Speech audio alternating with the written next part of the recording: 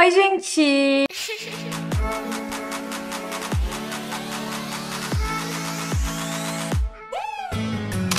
J'espère que vous allez bien. Aujourd'hui, on se retrouve pour une nouvelle vidéo et on se retrouve pour une nouvelle JVDT que je vous tourne un peu à la va-vite. Je m'excuse pour la luminosité, c'est un peu tard. Là, je vais actuellement sortir. Donc, j'essaye de tourner ça un peu rapidement pour vous la sortir demain. Ne faites pas de blagues sur ma tenue en disant que je porte un filet de pêche. On me le fait à chaque fois, ça y est, c'est plus drôle à force. Mais Ariana a enfin décidé de s'exprimer en ce qui concerne Dan Schneider. Et c'est pas la seule puisque Victoria Justice va aussi s'exprimer. Petit résumé pour ceux qui tombent sur cette vidéo sans en savoir plus. Qui est Dan Schneider? Pourquoi est-il si problématique? Ou devrais-je dire pourquoi il est encore libre alors qu'il devrait être en prison, n'est-ce pas? Dan Schneider est donc un écrivain, acteur et producteur. Il est connu pour être le créateur de nombreuses séries à succès sur la chaîne Nickelodeon. Des séries que vous avez sûrement vues si vous avez à peu près le même âge que moi, comme iCarly, Zoé 101, The Amanda Show, Drake et Josh, Victorious, Sam and Cat, Ken and Kel et j'en passe. Mais avec le temps, on va apprendre le côté sombre de Dan qui faisait le gentil avec les enfants. Mais en réalité, il abusait de ses enfants. Certains vont parler de propositions pour des relations sexuelles, d'autres vont dire qu'il les obligeait de regarder du porno, sans parler à quel point Dan sexualisait les enfants pendant les tournages, en les faisant faire des trucs vraiment déplacés. Petit à petit, les acteurs ont commencé à parler. That could be a innuendo. Those are good ones. Dan went overboard and just zoomed in too often on the feet. Wow, they're really soft. Zoomed in too often on the tongue licking things. Or something that just went too far. There are several scenes with Ariana Grande that are really, I think, almost difficult to see as anything but watching them now. I'm thirsty. I'm just looking back at it, it's just very strange. Frankly, it was just uncomfortable. In the moments to myself, you would just be thinking like, hey, this is what we gotta do to be on the show. Alexa Nicolas en a parlé, elle a participé à Zoé 101, elle a dit énormément de choses. And he would go around with money and ask to take photos of the kids' feet. There was literally a shot on Zoe 101. Yep. I watched that video recently and I was so disturbed. Who approves that? How do we Dan. see that on... And Nicola. Jeanette, dans son autobiographie, elle va en parler, je vous avais aussi fait une vidéo, elle va accuser Dan d'avoir tenté de la manipuler, elle et d'autres personnes aussi, et elle va aussi dire que Dan encourageait la consommation d'alcool alors que c'était des enfants. Elle va aussi parler donc de l'hypersexualisation forcée lors des tournages, donc en ce qui concerne toutes ces scènes problématiques qu'on avait vues. There's a lot of abuse happens. I worked with an incredibly emotionally abusive producer. You know, he'd say things like, you would work at Yogurtland if you didn't work for me. And he would just scream. How old were you? When I started the show, I was 13. Drake Bell va en parler aussi. Alors lui, beaucoup plus grave, il va révéler que c'était donc lui l'enfant qui a été quand il était petit. On savait que Nickelodeon, ils avaient été dans la sauce il y a des années parce que un jeune comédien avait porté plainte contre Brian Peck qui était un producteur ami de Dan Schneider. Son identité a toujours été anonyme et des années après, quand le documentaire Quiet on Set est sorti, le documentaire qui révèle donc ce côté sombre de Nickelodeon, ben Drake Bell va prendre la parole et va dire que c'était lui. C'est horrible tout ce qu'il a raconté, tout ce qu'il a vécu pendant ce temps. I was sleeping on the couch where I would usually sleep. I just opened my eyes, I woke up, and he was sexually me. Figured out how to convince my mom and everyone around to have me, you know, anytime I would have an audition or anytime I needed to work on dialogue or anything, I somehow ended up back at Brian's house, and it just got worse and worse and worse. I was just trapped. I had no way out. C'est un sujet que je traite depuis très longtemps sur ma chaîne. Ma première vidéo a été il y a 3-4 ans. Il y a même une playlist si ça vous intéresse. Et là, donc en juin 2024, Victoria Justice et Ariana Grande ont décidé de se manifester sur ce sujet. Et c'est donc de ça qu'on va parler aujourd'hui. Mais avant qu'on commence, je voulais vous parler d'un truc que je suis tombée dessus, qui m'a glacé le sang. Et ça va annoncer un peu la couleur du sujet. Ça va vous mettre dans l'ambiance horrible. Dans Nickelodeon, il y avait avait une émission qui est l'émission Victorious. C'est l'émission où il y avait Victoria Justice et Ariana Grande. Justement, c'est l'émission qui va lancer la carrière d'Ariana Grande. Et à chaque fin d'épisode, ils mettaient une phrase aléatoire à la fin en rapport donc avec l'épisode. Et quelqu'un sur YouTube a fait une compilation de tous ces moments. Et quand on met toutes les phrases côte à côte, c'est flippant de se dire que ce genre de choses était diffusé à la télé pour des gamins. Et vous allez comprendre, et c'est ouf de se dire qu'ils disaient des choses comme ça aussi explicitement, c'est-à-dire qu'ils essayaient même pas de le cacher. You're a demon! Here comes that feeling. I heard you swallow. Sometimes I do it to myself. That is so not tight. That is a quality foot. Yay! I love excitement. I can't take it anymore. Is this gonna hurt? Probably. I'm uncomfortable. I would consider doing that. It's average. I like it. How bad do you want this? But it hurts! You're holding your banana backwards! No, I don't want to see that thing again. Put it away. Can I hold it? It was only for one night. It didn't mean anything. Yes! Yes! Yes! You do it way more gentle than my mom does it. Is it my turn to squat? Yeah, I'll smell your foot. J'ai même pas les mots. Franchement, moi, ce qui me fait le plus froid dans le dos, c'est de me dire que tout ça a forcément été réfléchi et j'arrive pas à comprendre, genre, eux, les réalisateurs ou la personne qui a mis ça en place, c'est quoi le truc? Ça les fait kiffer de diffuser des trucs presque pornographiques. Ça les fait kiffer de cacher des choses comme ça dans les épisodes, fin. Et là, vous avez que les sons. Il n'y a pas juste les voix, il y a aussi ce que les acteurs devaient faire. Et de toute façon, vous aurez des petits extraits tout le long de cette JVDT, ça va être super. I'm soaking wet! Quick, somebody bring me the ocean! Comme je vous disais, donc, avec le temps, plusieurs célébrités se sont exprimées. Et surtout, après donc le documentaire Quiet on Set qui est sorti, beaucoup de personnes ont décidé de parler, mais aucun signe d'Ariana Grande, absolument rien. Et pourquoi Ariana Grande était autant attendue? Parce que de 1, Ariana, c'est quand même l'actrice qui a le plus réussi, parce qu'elle a commencé chez Nickelodeon et aujourd'hui c'est une superstar. Donc, c'est quelqu'un qui a beaucoup de pouvoir dans ses paroles et qui aurait pu mettre en avant tout ce qui se passe. Et de 2, c'est une des actrices qui a été le plus hyper sexualisée pendant les émissions. Franchement, les images sur elle sont choquantes. Come on, give up the juice. I'm thirsty.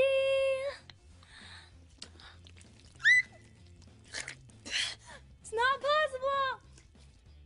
Et du coup, quand le documentaire est sorti et qu'Ariana n'a rien dit, les gens l'ont beaucoup critiqué parce que d'après eux, c'était le moment pour qu'elle dise quelque chose. Surtout qu'Ariana, au-delà n'avoir jamais rien dit sur ça, elle a toujours parlé bien de Dan Schneider, elle a toujours remercié, il y avait toujours de la gratitude envers lui. Après, faut pas oublier, quand t'es victime de quelqu'un, c'est dur de se prononcer. Certains vont avoir une facilité de le faire par haine, par vengeance, par envie de protéger les gens, comme Alexa Nicolas l'a fait. Mais commençons donc par Victoria Justice, parce que c'est elle qui va s'exprimer en premier. Elle va donner une interview à Business Inside. Je pense, Victoria Justice, pas besoin de vous la présenter. Elle a donc joué dans la série Zoé 101, puis elle a eu sa propre émission dans Victorious pendant 4 saisons, donc 57 épisodes entre 2010 et 2013. Dans son interview, Victoria va dire que Dan Schneider lui devait des excuses car elle a été traitée injustement dans l'émission. Elle va dire, ce qui était très évident dans le documentaire, c'est que Dan avait un très grand ego. Et parfois cet ego obscurçait son meilleur jugement et affectait la façon dont il traitait les gens. Il y avait des moments où j'avais l'impression d'être traitée injustement. Elle ne va pas rentrer dans les détails, mais elle va dire qu'il y a eu des moments avec Dan qui étaient de mauvais goût, même si rien de ne s'est jamais produit entre les deux, elle va vraiment préciser ça. Dan, petit rappel, il avait fait une vidéo d'excuses, on en reparlera après, et dans son message d'excuses, il va dire qu'il devait des excuses à certaines personnes, et Victoria poursuit son interview en disant « Je dirais que je fais définitivement partie des personnes sur cette liste ». Donc sur la liste d'excuses de Dan. Elle finit son interview avec une phrase qui va déranger les gens, puisqu'elle va dire « Je ne cautionne aucun de ses comportements. En fin de compte, ma relation avec Dan est très complexe. Je l'ai rencontré quand j'avais 12 ans et c'est lui qui m'a donné cette grande chance. Il a complètement changé ma vie. Très probablement, je ne serais pas là où j'en suis aujourd'hui sans lui. Pour cela, je serai toujours reconnaissante. Après avoir vu ses excuses, je pense qu'il reconnaît qu'il a fait beaucoup de choses mal et je pense que s'il pouvait retourner dans une machine à voyager dans le temps, il ferait beaucoup de choses différemment. Et là, alors je peux comprendre que elle en est là grâce à Dan, qu'elle serait pas là où elle en est sans lui. Les gens, ils ont trouvé qu'elle a pas eu trop de mots envers les victimes de Dan, que c'était presque comme si elle était plus de son côté que du côté des victimes. Voilà, ça a pas trop plu, même Alexa Nicolas, elle a réagi à ce que Victoria Justice a dit. Elle a aussi réagi à l'interview d'Ariana Grande parce qu'elle a une chaîne YouTube pour ceux qui sont bilingues et qui parlent anglais où elle s'exprime énormément sur ça. Elle garde le sujet tout le temps à jour pour que les gens n'oublient pas ce que Dan a fait, pour que Dan soit puni pour ce qu'il a fait. Puis je sais pas, dire qu'il avait l'air vraiment sincère et qu'il avait l'air vraiment désolé. Je sais pas comment elle a pu voir ça dans son interview parce qu'on va en parler maintenant du coup. Mais Dan a décidé de s'excuser une fois que le documentaire Quiet on Set est sorti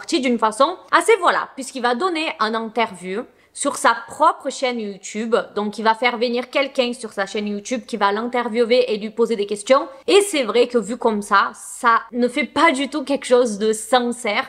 Si tu veux vraiment, voilà, ben tu vas sur une grande chaîne télé et tu donnes un vrai interview où la personne va poser les vraies questions. Là, il a limite payé quelqu'un pour venir l'interviewer. Donc on sait que tout est scripté, vous voyez. The past 2 nights was very difficult.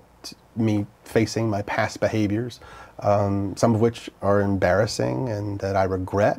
And I definitely owe some people a pretty strong apology. Et il a vraiment voulu donner cette image de, comme Victoria a dit, le mec qui veut aider tout le monde. Il va dire que voilà, il était le mec enrobé, gros, qui voulait toujours aider les gens, qui voulait toujours donner une carrière à quelqu'un. C'est pour ça que je pense qu'il y a autant de personnes qui sont reconnaissantes envers lui. Mais je sais pas, je pense qu'il faut aussi savoir faire la part des choses. Et oui, il t'a donné une carrière, mais il faut pas oublier les choses horribles qu'il a fait, vous voyez.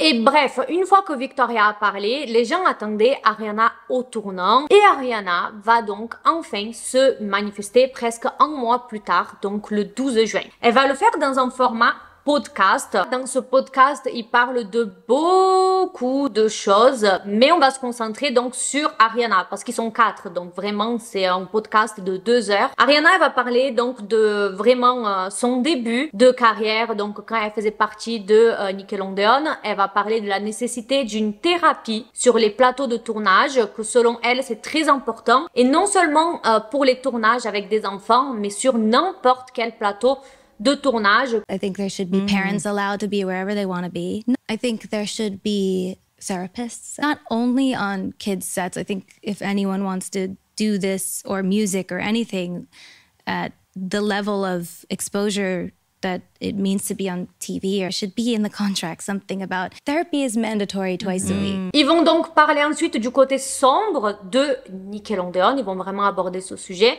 Alors Ariana va rester très vague. Elle ne va jamais prononcer le nom de Dan, mais elle va dire que elle et ses camarades de casting ont créé des souvenirs très spéciaux ensemble, mais que maintenant ils sont en train de voir ces moments d'une autre façon quand ils ont appris toutes les choses qui se sont passées avec le documentaire en question. I think we're reprocessing our relationship to it a little bit now, if that makes sense. Obviously, my relationship to it has been changing. And yeah, I think that the environment needs to be made safe. Elle va parler de quelque chose de assez intéressant quand on y pense, c'est que pendant le tournage, ils étaient là à faire des blagues un peu déplacées. Elle en avait conscience que c'était des blagues bizarres, mais elle va dire que l'émission marchait parce qu'il y avait ce type d'humour différent. Mais que voilà, quand ils étaient en train de tourner ces scènes assez étranges pour eux, ils voyaient tout le monde rire sur le plateau. Donc, toutes les personnes qui tournent, qui s'occupent de l'émission. Et du coup, ils se disaient que ce qu'ils faisaient, c'était bien, mais que c'était très bizarre parce que du coup, tu voyais pas que ce que tu faisais,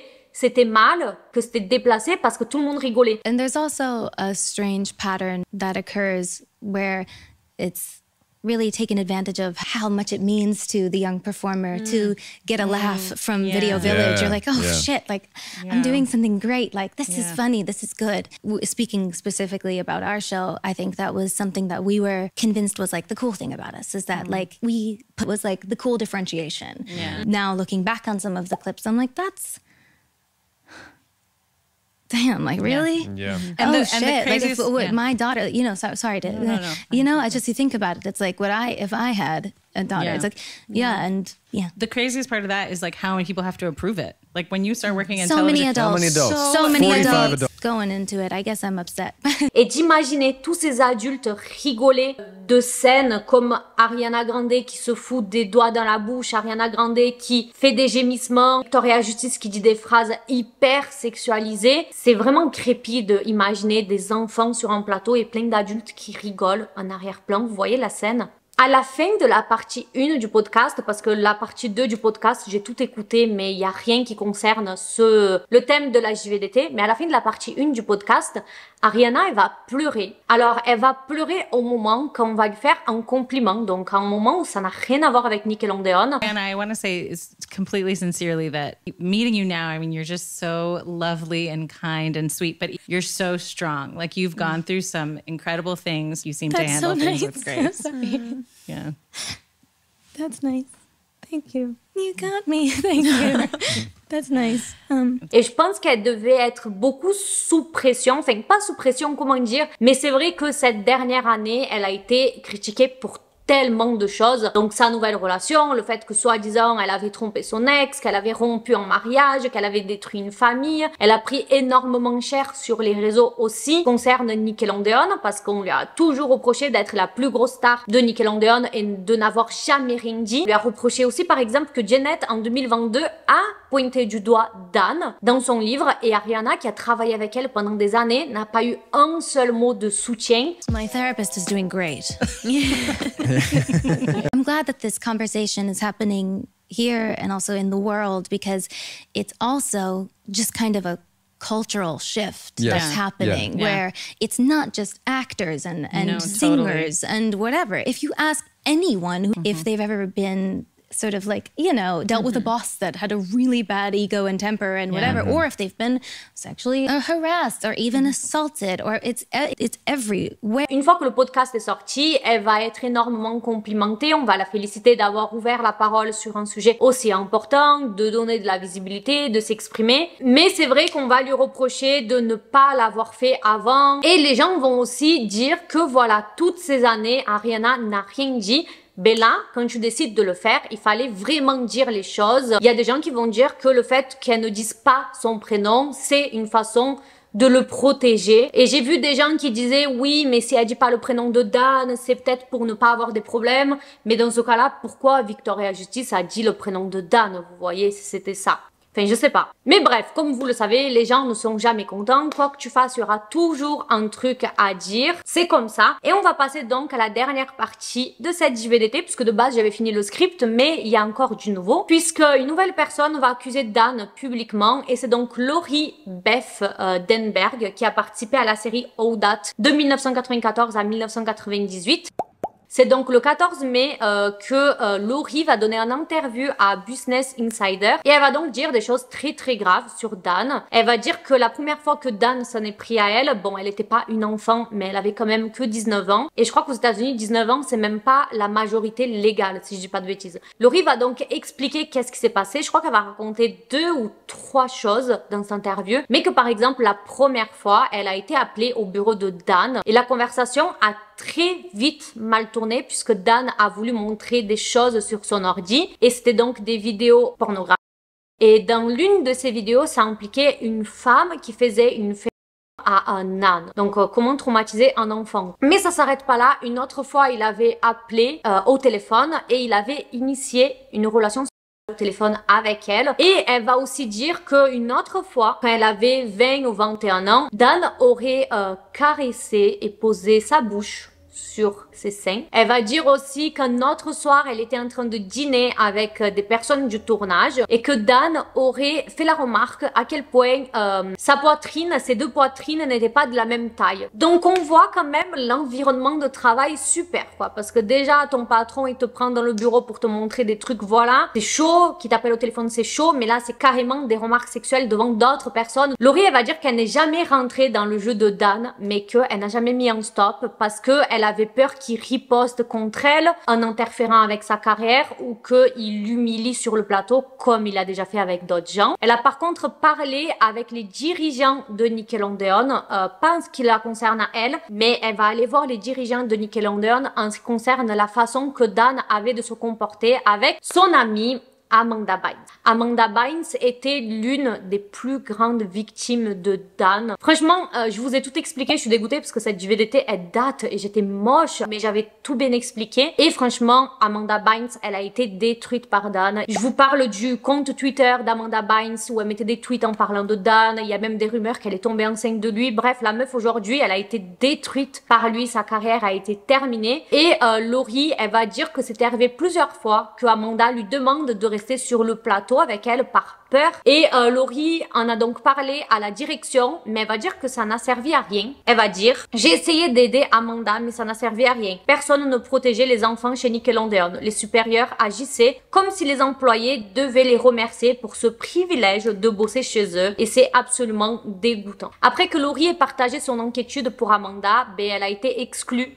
du plateau de tournage de la série et ça n'est resté là. Dan, il va réagir aux accusations de Laurie, les qualifiant de follement exagérées, mais aussi en disant que quasiment tout était faux. Il va dire « Comme je l'ai déjà dit, il y a eu des moments en particulier au cours des premières années de ma carrière où j'ai commis des erreurs et fait preuve d'un manque de jugement. Si j'ai fait cela à l'égard de Laurie, je lui présente mes sincères excuses, mais je ne peux pas m'excuser pour des choses que je n'ai pas faites. » Voilà donc en ce qui concerne ce petit update. C'était peut-être une vidéo un peu plus courte, mais je voulais vraiment garder à jour mes JVDT en ce qui concerne Nickelodeon, tout ça, parce que c'est quelque chose qui me tient quand même à cœur de faire, de donner de la visibilité sur ça. Et franchement, j'aimerais bien savoir qu'est-ce que vous en pensez. Qu'est-ce que vous pensez des déclarations de Ariana et de Victoria Justice? Est-ce que selon vous, c'était trop léger? Est-ce que vous, ça vous choque comme à beaucoup de personnes que Ariana n'a pas donné plus d'infos que ça? Et elle n'a pas parlé du documentaire et de toutes les accusations envers Dan. Vous voyez, en fait, elle en a parlé, mais d'une façon un peu subtile, sans vraiment rentrer dans le sujet. Franchement, je sais pas quoi en penser. Je sais que moi, la chose qui m'avait vraiment choquée,